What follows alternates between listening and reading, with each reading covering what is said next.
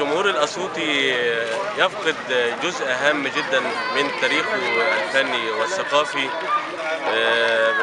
بهدم سينما رينيسانس أو سينما أسيوط الشتوي.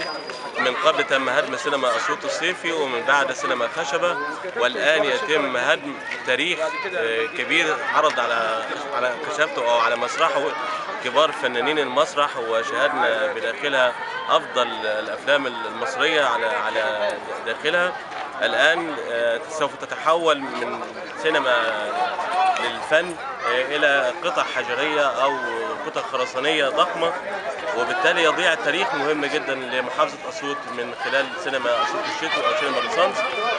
كنا قبل كده طالبنا من خلال مهرجان السينما ديجيتال، وكتبنا في جميع النشرات الثقافية للمهرجان، وناشدنا جميع المسؤولين على مستوى المحافظة وعلى مستوى الجمهورية بضرورة وقف هدم سينما رينيسانس، لكن لا أحد يجيب. وفي الآخر طبعا كلمة رأس المال هي اللي تعدت كل الحدود، وبالتالي سوف يتم هدم سينما رينيسانس، وتفقد أسيوط دور سينما هام جدا لمحافظة بها حوالي 4 مليون مواطن مصري، ولم يتبقى لنا أي سينما في أسيوط، وبالتالي سوف يحرم المواطن الأسيوطي والمثقف والفنان في أسيوط من مشاهدة الأفلام المصرية والأجنبية.